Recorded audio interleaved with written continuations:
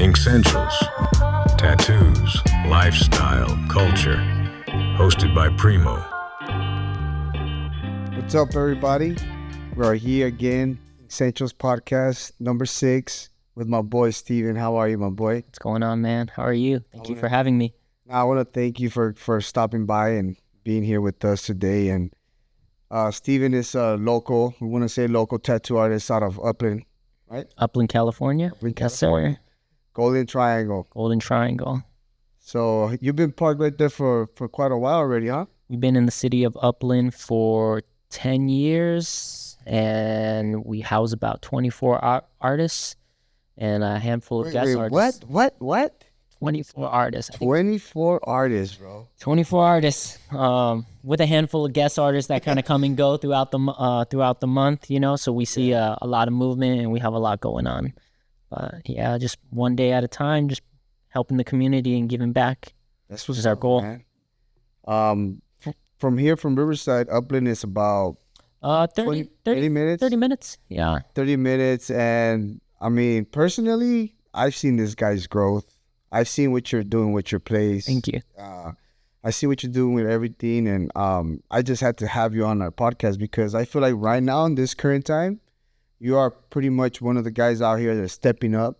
Yeah. Not getting influence from the outside madness and staying, grounded. Yeah. And also progressively just building on your brand, on your shop, and uplifting the artists around you. I noticed that too. Yeah. Just, like all the stuff that you put out, bro. And I'm just like, tap into some of that stuff and let us know Thank you. what you're approaching all of that, man. So yeah, like we've been building for 10 years, same thing, tattooing, and just my recipe is I was just like everybody else. I didn't want to be on a camera. I didn't like the way I sounded. I didn't like the way I looked. I only showed my work, and it got me clientele. But I wanted to grow or get to the next level, and in order to do that, I started to try to do things that other people shied away from, and that was showing my face. Talking about some of the things I'm doing, like not just showing the tattoo, but saying these people flew in to get tattooed from me.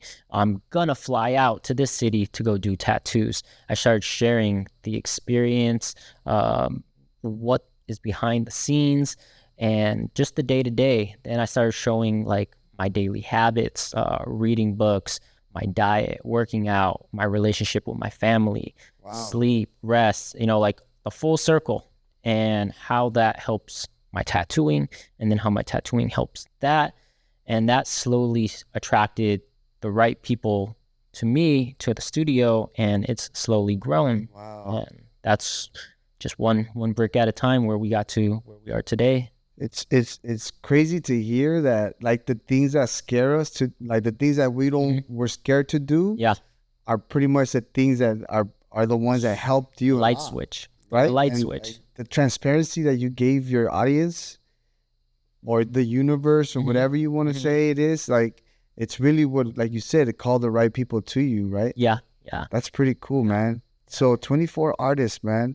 I'm sure, like, very diverse, like a bunch of different artists. Got everything, styles, ethnicities, ages, religions, everything's different. Male, female, 20s, 30s, 40s, everybody. So it's a mixture, but we all have the same core beliefs. Right. Of very important. We respect each other. We're there for work. We're not there for shininess and trying to be fancy. We're there to get something done, to better our lives and be around people of similar goals and aspirations. So our culture is very solid, and everyone has opinions. There's always here and there, but it's very minor compared to like when I hear about other spots. Yeah, man. Some places it gets pretty scary in the relationship. Toxic or lack of communication, different incentives and motives. So everything we try to be as very clear and upfront as possible in person. And so we're like, it needs to be a beneficial relationship for both sides. It's a business relationship. It's a friendship. We're here to grow with each other, and we're here to help one another. There's no like, you're locked in, you have to be here.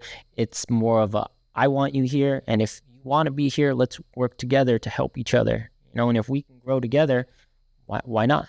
Why not help each other? Has that worked for every single artist that came along with you, or has it been like difficult sometimes? Everyone's in a different part of their life, and so when I bring somebody in or somebody reaches out to me, we always do an interview and we do a trial run to see how our relationship is. Are we compatible? Are we a good fit? And are you a good fit for the studio? Like everyone votes. Do you like them or do you not like them? Because if someone's off and it affects everybody, it throws off the whole team. And even though everyone's independent, we're still under a roof. So there's a lot of feedback and stuff like that. But yeah, we just try to see what we can do. Like we feel each other out and we ask, like, what are you trying to accomplish? More money, more time, more health, better environment, family time. Like, where are you at in your life? Do you want more vacations? Do you want to work a little bit less, make a little bit more? So we have to find what works for each person and how can we get to that goal. We set goals. We do quarterly check-ins. We do finances. We talk about, like purchases.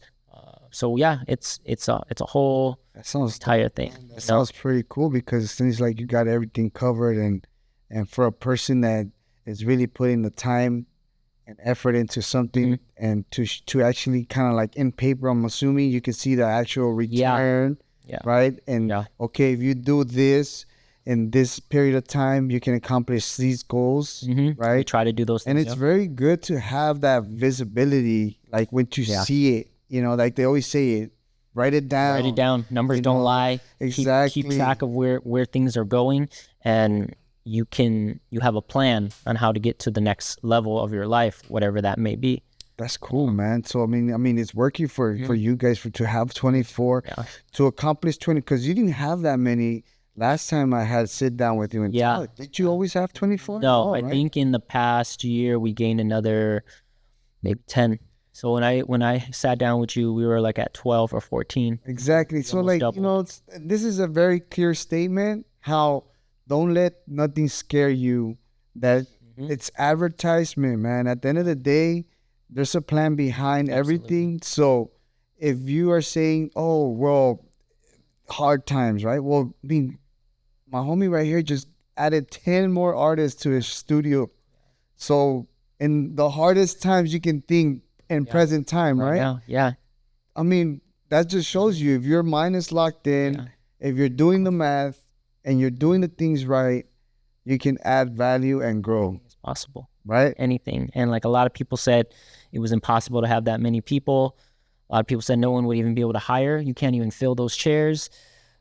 And now it's like we don't have enough room. Like, we need more room. I hope those people that said those things to you, bro, are watching this right now. And it's just a reflection, like, exactly. It's not even, they don't mean it personally, it's scary. They may mean it in a like, dude, you're crazy. Why would you want that? You know how many personalities that is, you know how many headaches there are. Like, don't do it. And it's like, I know what my mission is, and I know what my plan is. And if they don't believe that, it's okay. I'll show you. You don't have to believe me. I'll show you. And it ain't for everybody. Yeah, not everyone wants that. It's like I want to have a family of 12 kids. Not everyone wants that, and it's crazy to someone. You don't want those responsibilities. Exactly. But someone might actually want it. Right. And they say you can't do it, but and then there passes by somebody that's actually doing it, and then you're like, okay, somebody can do it. And when you open that doorway, it's like you're crazy until you do it. And then if you have to be the first, sometimes you have to be the first. And then like that, like you just said it right now, you're crazy if you do it. Like, that's what life is pretty much about, right? Like, chasing those crazy moments. Why not? Exactly. If they don't laugh at your dreams, you're not dreaming big enough. Oh, that's a good one. So, hey, I know people be laughing at us, bro. Yeah, it's a good thing. It's a good thing. Exactly. Don't take it personal. Just so people know, how many years have you been tattooing for? I've been tattooing for 14 years. Nice. Just grinding day to day. Started out like everybody else. I went to prison when I was younger for sales. I was like, what am I going to do when I get out? I have a background now. This was before, like, it was a lot harder. You couldn't have tattoos and get a job. You couldn't. What year are we talking about? Just 2009. 2008, 2009, and then I got out. I did a little bit under 2 years, and then I was just like, what am I gonna do? Like I burnt my future. I gotta find something, and I don't want to be in a warehouse. And I always kept doubling back to art because I've always done art, but I never thought anything of it. And then being in prison, I was like, these guys are amazing with no art skills. It's developed with time. So if I double down on it, I could do it, and it's something I enjoy doing, and I can be in control of my future. That's dope. So, tattooing saved my life. Hey, bro. Tattooing saved my life, man. And so I give back to tattooing what it has done for me. That's exactly why we doing what we're doing. So when you do stuff like this, it's for the culture. It's to inspire other people.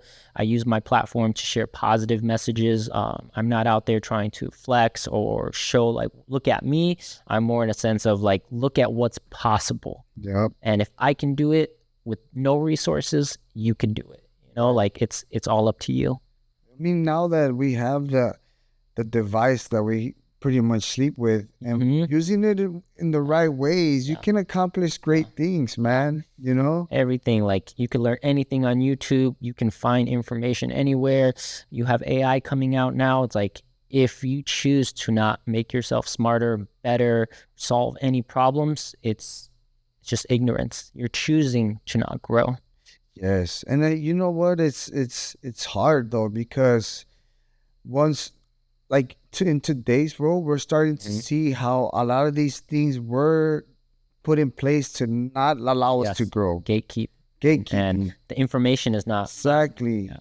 And so we have that pattern of living, right? Where it's like comfortness in a way. So it's hard to be able to jump right into the best possibilities you can accomplish things. Like, okay, there's all this information, but I still have that hard time with tapping into it, like I'd rather choose to do what I like to do. It's comfortable. And it it's takes hard. time. It's hard. It takes time. And for me, one of the biggest like light switches that changed my life was reading. Reading changed my life.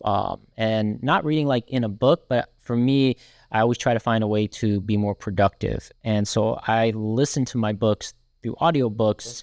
And usually I do it through YouTube. I'll just type in a word where it's like projects, learning, sleeping better, health, diet, whatever the category is, and I'll type in audiobook, and I'll find a book and I'll listen to it. And that's just me like training. And I do it when I'm driving. I do it when I'm drawing. And if I can find like one key nugget to take out of that, I apply it into my life. And little by little, I keep getting better and better. And I've done that for about 5 or 6 years now, to where like I only listen to music in the shop. So if I'm in the gym, I'm not listening, I'm learning. If I'm drawing, I'm learning. If I'm driving, I'm learning. So I'm leveling up internally, and then it's showing and it's manifesting into my real life. And it's like, even if you're not like really listening, your subconscious is. Yeah. So you're gonna come across something that you were kind of thinking. You've heard it. Yep. You think it. Oh, you heard it. Yep. And you're gonna be like, okay, I'm in the right place. Yeah. That's something I need to work on, because I'm not gonna lie to you, I still listen to some music while I'm working out. Yeah. But I think I'm exercising my body, might as well exercise my mind too, you know? And it's a muscle. Yeah. It's a muscle. Here and there I tap into some, but I'm not gonna lie, man, I don't last too very long into those things. I have this thing where like I'll tap into enough of it, but it's only to know that, okay, what I'm already thinking is right. Yeah. But then I don't want to listen to too much, because I don't want to get robbed from my own thought. Yeah.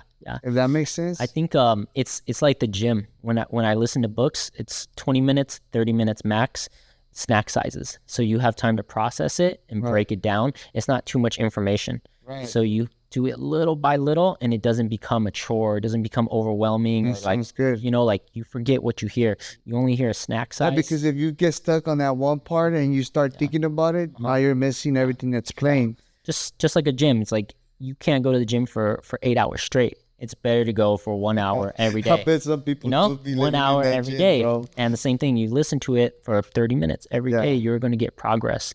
And just to like motivate people, when I was stuck at the same financial level that I was at for 3 years in a row. which is why I was like, what can I do to improve it besides make my art better? And I started listening. The year I listened to it, I almost doubled my income. Wow. Wait, which one was that? Which one was that? Just reading for like the whole year. Oh, I thought it was no, not just not one book. I was like, hey, send not me just that one book book, right now. just the habit. Just send the me habit. that book. There's that habit. Just the habit. And you know what? I was just talking to, I think one of the guys here at the shop. It's like, you know why prison, it allows you to elevate yourself as a human, because you don't have none of those bad habits. You don't have access to none of the bad habits. Yeah. All you have access to is good habits there. Yeah. And you become like sharper. I became better. I became smarter. Even though you're, like you say, I work with my language skills, not to overly express myself, like I like not to choose better words, you know what I mean? And like I started practicing that even inside, you know, and it helped me. Like even now I think I speak. I still have the Mexican accent. That's not going nowhere, you know what I mean? But I think I've tried to allow myself to at least hear myself a little bit better, you know? Yeah. But reading is very important. If you guys take the little extra time to read, man, because my friend right here said discipline. He doubled up. So don't you want to double up? Yeah, it's a discipline. And just like you said, you start to think about everything you do. Like, why am I walking in the posture I'm walking? Why am I speaking with those words? You start to be aware every little thing you do, and you just get sharper. It gets very interesting, right? And then life gets easier the more you develop. Life isn't going to get easier. Like, you become stronger, and then life becomes easier. I like that. And then like you get so busy like that, you're just asking all these questions, but it's about you. And then you get so busy with that you don't even have time to see what everybody else is doing. Yeah. You're working on yourself. Yeah. Which I think everybody should be doing the same thing. Yeah.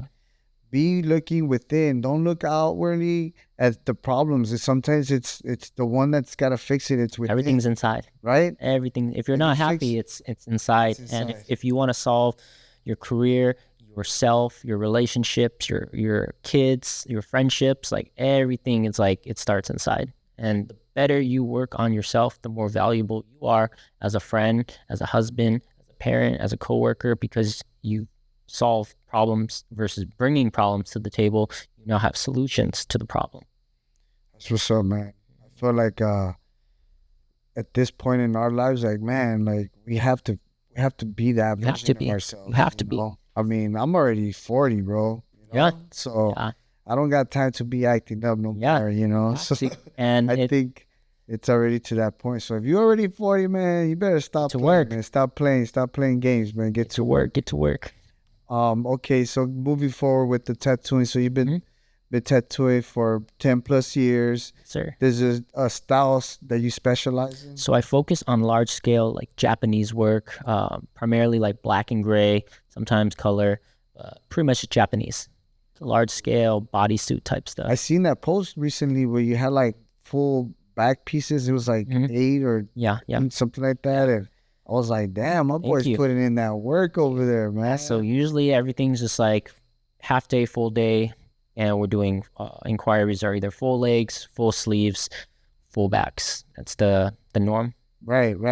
So right now it's just big projects working on. Yeah. Trying to cover people up in the most efficient amount of time with a good experience, high quality, and just building relationships so that they keep coming back and they refer people and we grow. How important is that, bro, to build the relationship with your clients? I think it's 100%. Like that's how you're going to stand out is with the relationship, because a lot of people can do good work and you hear about it all the time where I would say don't give the client a reason to talk shit about you. And that could be you do great work, but we took 2 hours waiting on you, 3 hours to get in the chair. I'm here till 2 a.m. You took breaks every 40 minutes for 15-minute breaks. Like things start to add up and they could be like, dude, I love your work. I just hate the process of getting tatted by you. Right. So for me, same thing, process of elimination. I'm not going to take those type of breaks. I'm going to be prepared when they come in. I'm going to be here 20 minutes before the shop opens, before my appointment, to be fully set up. So I'm not stressed out or running behind. And I think all those little things start to add up to where like it just improves the tattoo. And it's the same thing. I put it as like a restaurant. Would you go back to the same restaurant if you're always waiting hours for your food, if the host was always rude to you, if you always had a problem, they rescheduled you, they canceled your appointment, like you're going to go somewhere else. Right. No, and it's, a lot of people won't see that though. Yeah. You know, like there's artists right now, they're like, oh, we're not a restaurant. That's what they would say that. Yeah. Like those ones that don't get it. And then I'm like, no, you're a business. Everybody has, like, everyone has great work. There's so much great artists out there. Especially in California, man. What can you do to be, especially if you're a black and gray realism? Here's one in every shop. It's a standard in California. And if somebody else can do it for cheaper, what would make someone not want to go to that person? And it has to be the relationship. It has to be more. It's just like I put it as an example with dating. There's always going to be a better looking person, a stronger person, someone who will cook more, who will, have sex with you more. Why do you stay with your significant other? Like, why do you stay with that person? It has to be more than just the objectives. This person's going to give me. I have options. Like, you choose to stay with that person for a reason. And that's the same thing with tattooing. That's the same thing with being in a shop. There's more to it than just, what do I get out of this? Right. So relationships are everything. Right. And so for someone that's asking the question of where do I start, or what should I do better? Like, just 3 or 4 key points right now. Number 1, conversations. Make sure your client is always comfortable. 2, get to know them on a personal level. Have not just conversations of sports, TV shows, and celebrities. Talk to them about, where'd you grow up at? What do you do for a living? Do you have kids? Are you dating? Like, find something where you connect with them and talk about that. You like dogs? I like dogs. Like, find something. And 3, always show your appreciation. At the end of all my clients, all my appointments, I tell my client, like, I appreciate you choosing me. You could have went anywhere, but you chose me. Thank you. If you could refer people, that keeps me, working. It feeds my family. And if I could ever do anything for you again, thank you again for the opportunity. Right. It shows gratitude. And I'm not like, you were blessed to get tattooed by me. I'm blessed to be able to get tattooed by you. Right. Or to tattoo you. Yeah. I mean, I'm on the same page as you. Like, I always want to show. Oh, 3, 4? I don't know. Oh, okay. Okay, fourth one. Fourth one, final fourth one. And yeah, fourth. And so, like, fourth one, I would say probably time management would be the biggest thing, just because people's time is important, and they're taking the time to be away from their jobs, their family, things like that. So I would consider their time and not waste it. And if you do those things, they're going to come back to you. And 1's going to turn to 5, 5's going to turn to 10, 10 turns to 20, and there's a snowball effect. And I know, like, with what I put out there, I know it's just a matter of time. It's going to keep growing over and over and over, which is where I am today, just through building relationships. Right.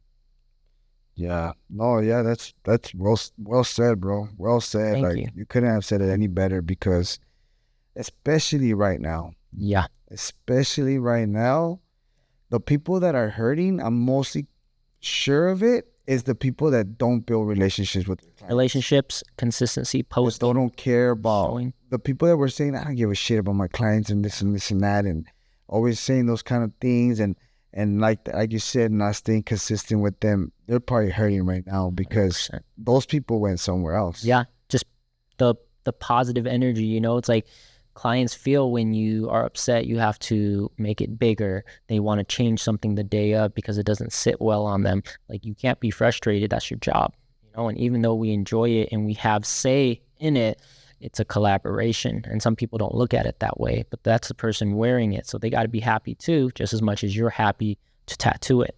And if you find that medium of collaborating with them, it's a process where you work together to accomplish something you're both proud of. That's right, man. Mm-hmm. That's what's up, man.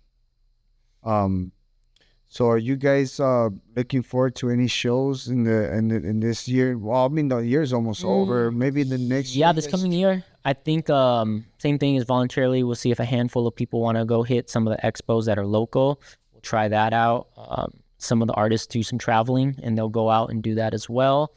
A lot of us, we kind of just stay hermits in-house and just handle business. It's comfortable, but it's always good to go out and grow. I think seeing what there is to offer in the world, puts you into perspective. It humbles you. It lets you compete, and it's just growth. Go to any shows, there's always like a growth. I feel like that's mainly the objective is that to be able to go out there, because you're going out of your comfort zone into a different state, pushing your artwork, not knowing what's gonna happen, because obviously you don't have no clientele over there. Yeah, but you do grow from it. You do grow from it. I mean, every single place I've been to, I've always come back hungry. Come back with something. Always come back hungry. And I come back hungry because a bunch of artists are in that room. Then they're all creating. And you want to bring it. When you walk in, you want to bring it too. Every time we came. And even like the people back at home, they're like excited for you to come back. Yep. So it's always a good thing to travel. I mean, obviously, don't get too crazy with the traveling if you don't got the clientele or the funds for it. But you should at least travel once or twice a year. I think like, just to follow up with that, I think if you have the demand, do it, like put it out there and show people like, hey, I'm going to be going to so-and-so, Texas, Florida. And if you get feedback, lock it in.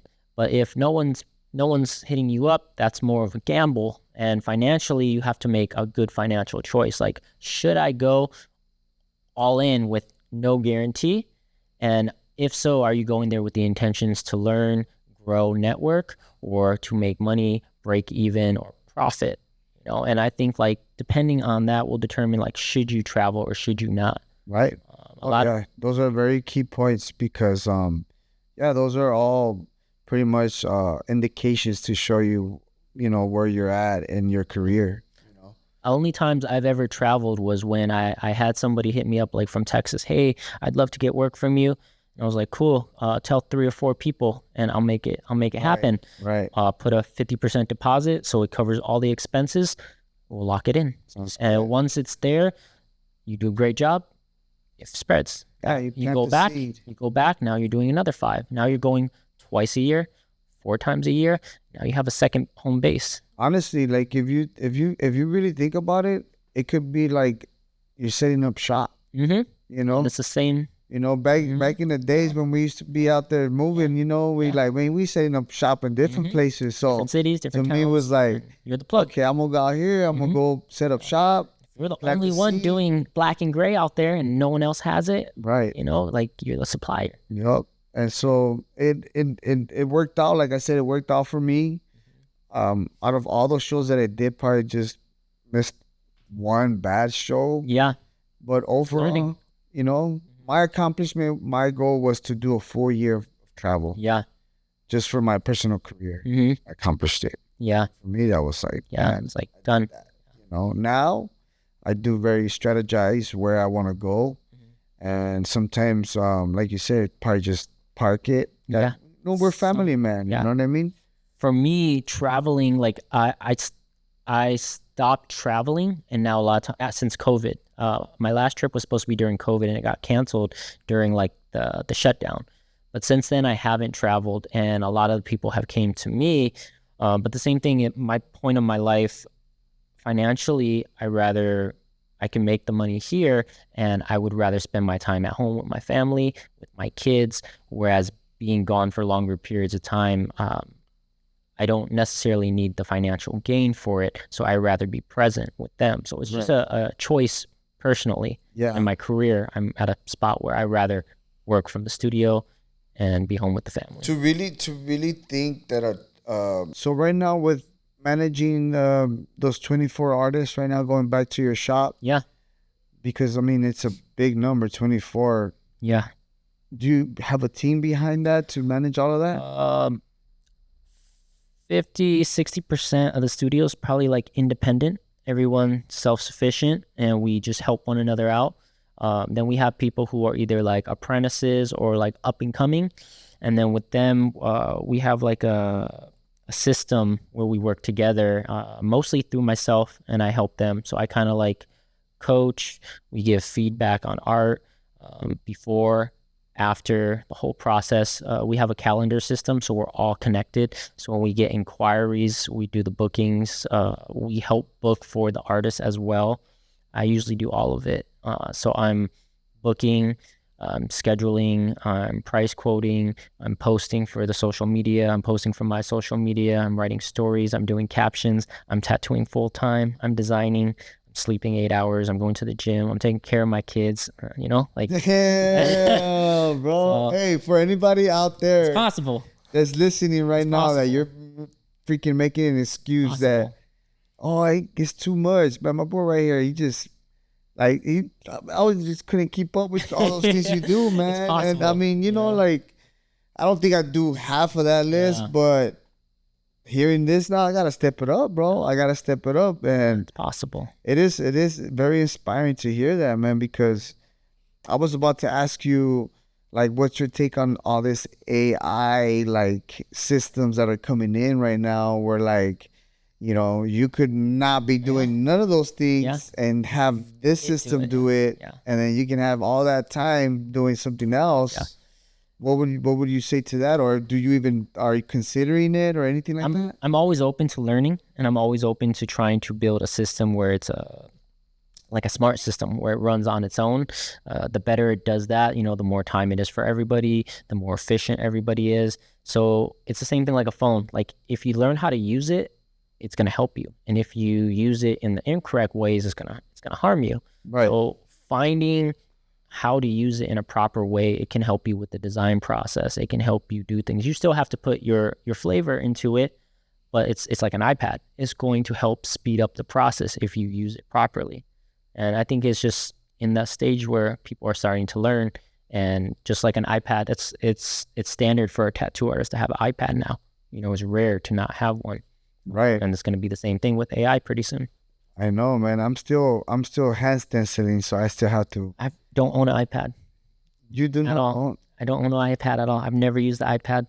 I do everything by hand. I draw everything to size, everything. Yeah. I still design everything by hand. Is there a reason why you're not doing the iPad thing? Or I'm faster. My system is faster that way. I draw everything to size, so it's already like stenciled. I don't look at references. I do everything. What do you mean? through my head. You stencil with the machine that already has the ink on it, or? I get my references. My system is like I get the inquiry, I get my references, I hand stencil everything through the picture, the reference. So you print it out? I print it out, yeah, and I customize it. I do everything, by hand versus on an iPad. But you're working on to receive the reference. It's on your phone. I use the computer screen actually. I use the monitor. That's how old school. So you're still desktop guy. Mm-hmm. Okay, Yeah, desktop. I use the desktop, and then I put the paper on the desktop screen. I turn off all the lights so it's dark. So it's like my iPad, my light table. Old school. Shit, my voice. Old school. I put the paper on there. I customize everything. I designed it that way. It's like your light. Just light my light table. box. Yeah.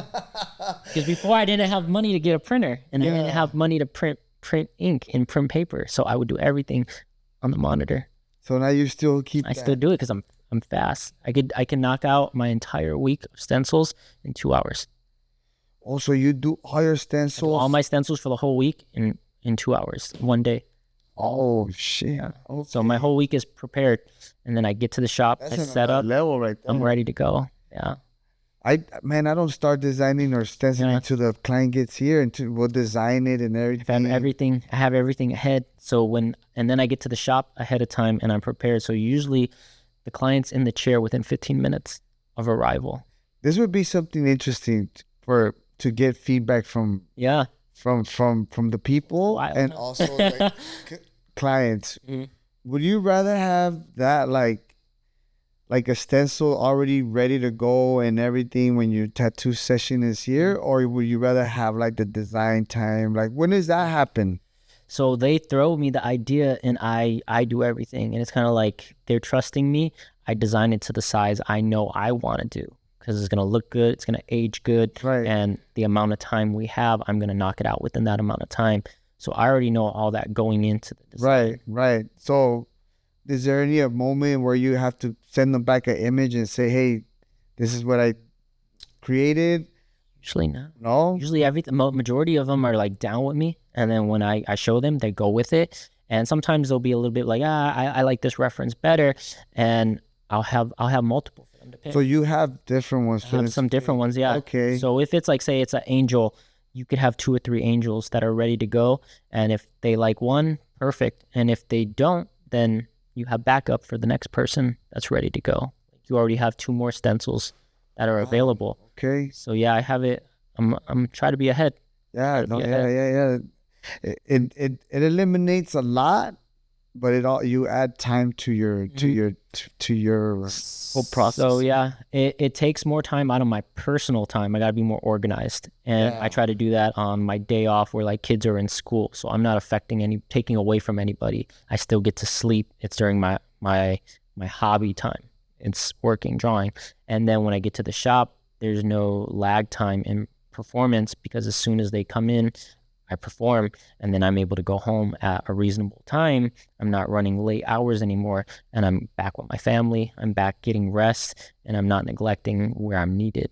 That's what's up, man. I mean, on the personal side, like that's something that I would really love to improve. Yeah. Like to have more time with my family and my wife, because as as an artist, as an owner, a lot of tattooers don't go home till like 9 o'clock, 10 o'clock, midnight, and you miss out on putting your kids to bed, tucking them in, spending time with your lady. Like a lot of those things get affected, and it takes a strong family and wife or husband or whatever, to support you and be there holding it down while you're out hunting and taking care of business. So it's a team effort. Yeah, man. For everybody that thinks that the artist life is like, oh, so cool, and like like it might seem like it because they see some tattoo artists tattooing celebrities, right, or rock star life. But in reality, man, props to the wives or props to the husbands that are in relationship with artists, because they know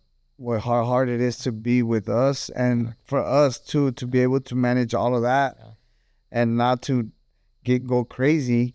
Is very difficult, man. There's a sacrifice on both sides where it's like the artist or the person going out to make the money is sacrificing a lot, throwing themselves into problems and hunting and going through all that to do it. At the same time, the person at home is holding it down also, and they're sacrificing some of their goals or dreams to help you achieve your dreams. So it's a team effort. So when everything comes, we did this, right? Not like I did this. So in your house, your wife is a stay-at-home mom?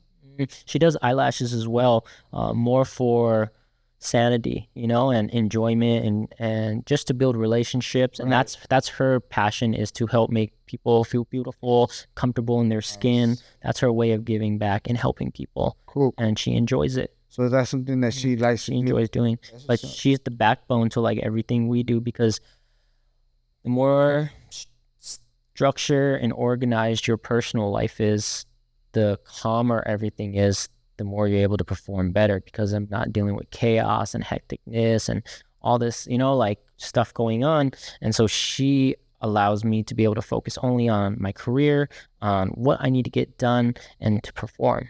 And so she takes care of the home, she takes care of the grocery store, she takes care of, cooking, kids. Like I still help out when I'm off or when I can, but that's her department, and my department is going out and hunting and taking care of the business. And so when we work together as a team, we accomplish a lot in a short amount of time. Heck yeah, man. And I see it personally. I see it. So I know you're not just talking BS, man. Yeah. You're really holding it down. It's what is, just for a man, what does every man want when they come home? They want peace. They're out at war all day. So it's like, I want to come home to peacefulness. I don't want to fight at home. I want to come home to appreciation. I want to come home to respect and love and just support, And at the end of the day, if you could do that, we're pretty simple. Men are pretty simple. And some food. Honestly, you know what? I come home and I smell what my wife is cooking. Yeah, man, it's pretty simple. Guys are simple, And then you go back out and you do it all over again, and you have a reason why. Yeah. And when you see them light up and you see what you can provide for them, like as a man, we provide. We're providers. We're protectors. It it all full circle. I hope some of these guys out there are really tapping into what you're saying and really taking in consideration and start really building up on that, on those on those things, on those fundamentals, and don't lose the value, man. You know what I mean? Like, as a tattoo artist, bro, we're putting out a lot of good work. We're trying to be a good representative of the industry. Yeah. We're doing extras. Yeah. Just to keep it going, just to show what this industry did for us. So if you see that, man, keep it pushing too. I mean, like, I always say, like, if you got something to bring to the table that it's a lot different from what people are expecting, so what? Just do it, man, because at the end of the day, something is better than nothing, 100%. The last thing you want is to become that one artist that's just shitting on everybody's ideas and not even moving for their own, you know what I mean? Like, that's fucking whack, bro. I agree. And that's how we became, our relationship built, was you supported and liked what I did, and you gave me props. And then I liked what you were doing, and I gave you props. And then you came to check me out, and you asked questions. You were like, this is pretty dope what you're doing. It inspires me. And you told me your game plan. And I told you right back, dude, you could do it, And I gave you some tips on what I did, what worked for me, what didn't work for me. And now I watched all your seeds you planted are starting to blossom. And you go above and beyond for yourself, for your people, for the culture, for everybody. So you're giving back. And at the same time, it's a mutual benefit because you're building your personal brand. You're learning how to communicate better. You're becoming more confident. You're speaking on camera. You're doing the things everyone's scared to do. And you're going to get backlash for that. And you can't be scared. Can't be scared. I don't care about nothing, man. Yeah, you can't be scared of the negative comments. Yeah. You can't let that ruin your day, and you have to keep pushing because no one's going to give you permission to be great. We come from the gutter, bro. So we went through all the emotions already. Yeah, and it's like you're already at rock bottom. You can only go one direction. Yeah, so we ready for those comments. I mean, if you got something to say, bring it to the table because I'm gonna open ears. Like at this point, that's why we built this. Yeah. To create the conversation, and if you're opposed to what we're saying, then it's okay. You have your opportunity to say what you want to say, and that's it. There's even, like, just an example. Like, I've had people say negative things in my comments, and I've noticed that it's a reflection of what they're going through. Of course, and it's like there's only two ways to have the biggest building in town. You can either build your building up, or you could try to knock somebody else down. And most people try to knock down and not build themselves up. Yeah.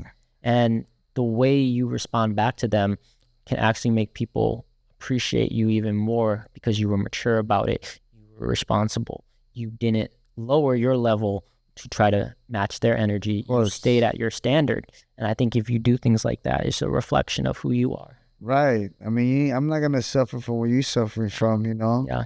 I'm just going to take that as your opinion, and someone's opinion. To each their own. Yeah, someone's opinion doesn't make you, man. So if some people are so scared of what people are going to think, obviously I'm saying it because I was one of them, like growing up in the culture that we come from, even in the family gatherings, like you can see which ones are the pushovers, which ones are the ones that are like non-confrontational, and it happens within the families. Like, what makes you think it's not gonna happen in the real world?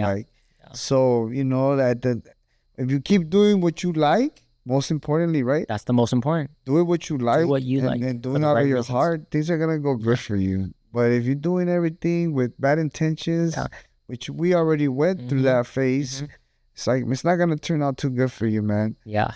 If you move with right intentions, like, things align for you, whether you're spiritual, whether it's God, the universe, however you want to look at it. It's like if you do things with pure intentions, things will work out for you. And if you're always looking for a shortcut or trying to burn somebody or looking out for yourself, you're always going to get into like this repetition of like short-term thinking that doesn't get you farther in life. And you're going to constantly deal with the same problems because you're not evolving as a person. Hell yeah, man. Thank you for sharing all of those uplifting and inspiring comments. And bro, trust me, I'm going to look back. I'm going to be taking my notes, man. Thank you for having me, man. So, I mean, let's tap in a little bit into the culture, where you come from, like, as far as your ethnicity, like, your background. Like, I want to tap into a little bit about that. Like origin. So like, I was born in Chicago. I grew up out there. My dad's white. My mom is Thai. They met military. They got married, came back here for a better future. My dad got a job opportunity to move out here to California. So we took it, not thinking that you're getting paid more, but cost of living is more. Yeah. So we're actually making less, even though it's a higher number here. That was like entering like my teenage years where then money was tight. You know, we started having financial issues in the house. Parents don't communicate the best, different cultures, different ethnicities, language barrier, how people handle their emotions, all the psychology of it. And so I was like, as a teenager, I'm like, I'm going to do what's best for me to survive. And if we have money issues, I'm going to start making money for myself because I don't want to ask. I don't want to cause problems. And who doesn't want to be independent? Right. So that's what got me into slanging because I'm like, all my buddies smoke weed. These guys sell weed. Might as well be the middle guy and make some money out of it. And that builds into, you know, bigger and bigger. And then now you're making big moves. And eventually, for me, I got caught up from somebody snitching. Yeah. And so they set me up and, you know, and then that's what happened. And, you know, I caught my case, I carried my weight and I learned from it. Right. I did that because I had no one to point out there's another way to do it. That was the only way I knew how to make fast money back then. Versus someone saying you could do this now, you could do, there's more opportunities even with today with YouTube and the power of a phone, whereas back then there wasn't. Right.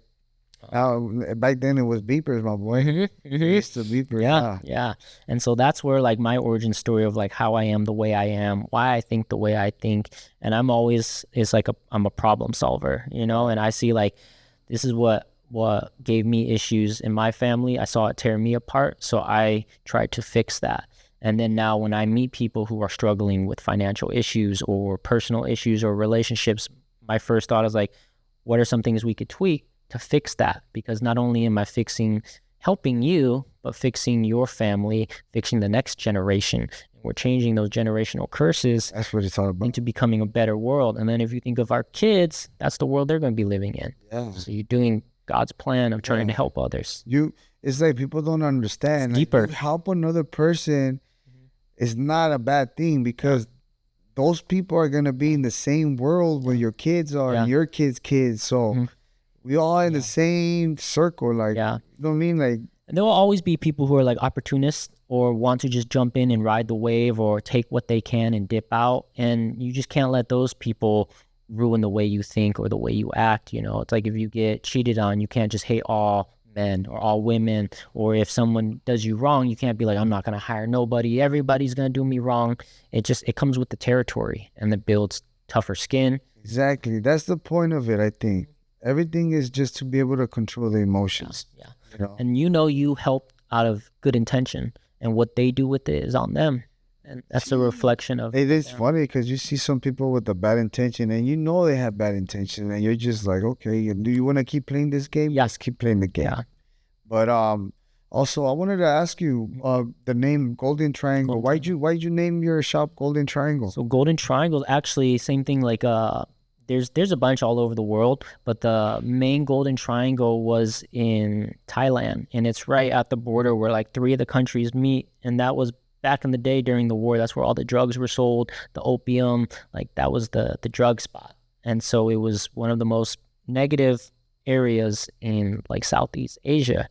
And after the war, they cleaned everything up and they changed it around to where it's now one of the #1 tourist attraction areas for people to come. It has like the most beautiful beaches and like tourist life. So it's turning that negative into a positive, and it matched my lifestyle. And so when we were like trying to throw around names when we were doing our paperwork, that was something that just popped up to me, and I was like, let's run with this. You know, it's about turning something negative into something positive, being transformation, being solid, staying gold. Right. Okay, for sure. That's cool, man. I really like that. The logo too is really sick. Thank you. I always see it in the gym. Hell yeah. Some guys right there, like this neon or green shirt. Like you can't miss that color, bro. And I was like, what? And I seen it. I was like, oh, that's my boy's shirt right there. I was like, that's what's up, man. That's a whole conversation too, where it's like a lot of people, it's like Will you go the extra mile to make some merch? Will you make some t-shirts?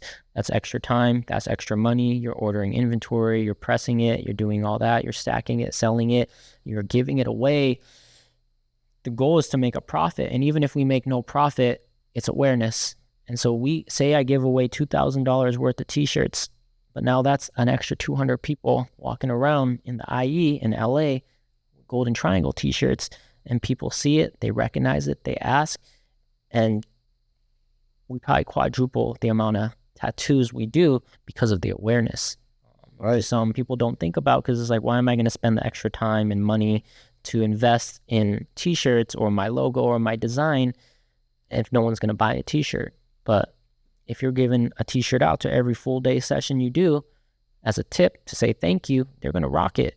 That brings back more business, you know? That's what stands people like apart. Like, you know, I've had this one person tell me, like, you know, why would you give it away? Yeah. I was like, you're not giving it away, bro. Yeah. People charge people Yeah. to wear things that are branded for them. Like, these people are willingly gonna wear it. Yeah. And it because they builds think it. it's cool, but it's actually your brand, bro. Yeah. So like, think about it. Yeah, it's an You're investment. winning. And even like just on a marketing tip, it's like, imagine this. This is my scenario every day. When we have the shirts, I do a full day session. I'm cleaning them up. And then they're making the payment, just like a restaurant when you're getting the check.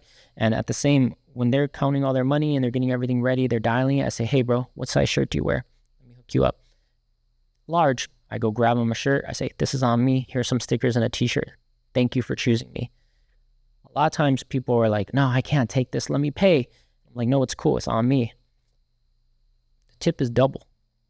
So they're paying double, triple for the t-shirt, you know, out of tip, you know? Right. So it's like the t-shirt that, you know, costs $10 to make, $20, they're giving me 50 to 100 and they want to wear it. Right. And so it's like we're giving to each other and it reciprocates. Right. I mean, people are just thinking about the numbers, but I'm also thinking about the long term. The feeling that you gave him. Yeah, yeah. It's an experience. Exactly. He felt that feeling of like, oh man, this fool's giving me a shirt. Yeah. He can't wait to tell his other people. And when the conversations are all talking about each other's artists, hell yeah. You stand out because, oh man, my artist bought me lunch. He gave me this, he gave me that. And they're like, let me get his number. You know what I mean? And at that point, it can become, those little things can become the factor of who they decide to go. Yeah. And that's also like one of the best things that like money can't buy is when you see the look on their face when they look in the mirror. Money can't buy that.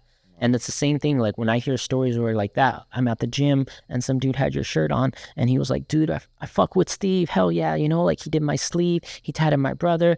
Like those are priceless. Right. You know, that lets me know I'm doing my job. Yeah, that's for sure, Jem. So, hey, if you got some stories, tell your artists, let them hear about them stories, because it feels good to be able to hear about getting them, the compliments. Yeah, people saying like, I got tattooed by Primo also. You know, like I knew him 5 years ago back in his house or whatever. You know, like I got those are the best, the best stories. Yeah. But I want to just end the ending part, like. Who's your inspiration right now as far as tattooing? Because I'm asking this to all the artists. Name me 3. I'm not gonna make it 2, but I mean, you know, that you have on your feet right now that you're saying these guys are really inspiring me and they're leading the way, or just in general, if you want to highlight them too. There's a lot of people. I look at every single style, but I could just, for me, I like break things down too much. But there's a shop called Chronic Ink in Canada. They are like the mecca of like Japanese work. There's a lot of great Japanese artists in Canada, and they built a system and a style that is almost every Japanese image you look on Pinterest for the past 10 years originates from someone in that studio. Wow. And probably like 60% of today's Japanese artists copy something from them. Like they're like big originators of like right now. So a lot of their stuff, like people don't even know they're copying them. They're copying people that are copying people that have copied them, like 4 layers in. Damn. They're huge, and they're a machine. They have like 6 shops throughout Canada, and they're starting to come to America, and they have nothing but the original like Japanese, and now they have everything. They're like the skin design like of Canada. They're on that type of level. And then as far as another group of artists would be like those guys from Indonesia, like stupid. Lumina. They're stupid good. Sleeves in 2-3 days, quality, time, price, everything is like you can't. Unhuman. I lost about 4 or 5 clients. They're unhuman to them, bro. So I really look up to them because the argument's always like, with speed you lose quality, but with them it's like they knock out sleeves. I feel like the technique that they have allows them to be able to move as fast as they do. Not to mention, this is a big one that a lot of people might not know, or artists know, but a lot of regular people would not know, is that the tone of skin matters, bro. Yeah, tone of skin matters. Tone of skin matters. You have a lot of Australian... Using your skin tones as to your advantage, as your lights, your high contrast. Or even to show the grays, the different tones of grays. They understand it. And it may not be for everybody, the style that they do, but just appreciating what they can accomplish in the amount of time. To say like it's impossible, they show like there's 20, 30 of them doing it. Like you can't even go over there, bro. You can't even recognize whose work is whose. I'm gonna go over there and watch. They're insane. I give them props. I talked to one specifically, one of them, and he's really humble dude, man. You know, all of those guys are all humble. It's like Mexico. Like it's a third world country. But I just want to go see, man, what they got cracking over there, because they be doing some amazing stuff out there. Those two are like my favorite as far as like inspiration, not just as what they accomplish as artists, but also as a system, as a company. And I get what your perspective is. So I look at layers. I get what your perspective is. I'm the same way. To me, if I say an artist, if I'm a highlighter artist, it's gonna be hard for me just to highlight him for his artwork, because to me it's not just art, everything. Like you have to have a lot of different other points as an individual, your beliefs, everything to be able to say this guy's doing it. Has the full circle. Yeah, exactly, the full circle. But I get the perspective of you highlighting the shops, because it's hard to have all of that and be at the top. Amazing, bro. So last one to close it in. I would say probably I would just give props to the people in my shop. Like as much as I give to them, they give back just as much to me, and they all inspire me too. You know, like all of them have strengths. All of them are, in my opinion, they all tap better than me. You know, and I appreciate that they even want to work with me, and so we work together, and I learn something from all of them every day. That's what's up, man. Hey, man, you know what? I respect that, bro, because at the end of the day, that's keeping it real, bro. Yeah. That's keeping it real. Again, people have different perspectives. Everybody's opinion is their own, but I really want to appreciate you, bro, for taking the time. Thank you for having me.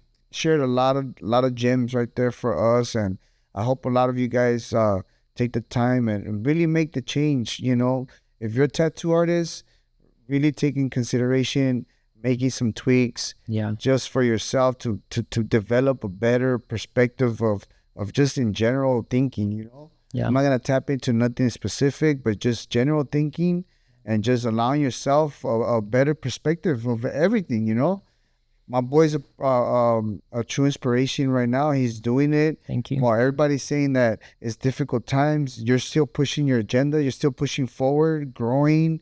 And there's no excuse. There's no excuse, bro. You want to make it happen, you make it happen. So there you have it, guys. If you really want to make it happen, go after it. You know, be smart about it, and just know that it's all about the craft, man. Again, I want to thank everybody for tapping in, making sure that you follow us, Essentials Podcast. So stay tuned, subscribe, and turn on the notifications. Peace. See ya. Peace. Thanks, bro. Thank you. Man. Killed it. Nah, bro. Thanks. Yeah. Thank you for having me.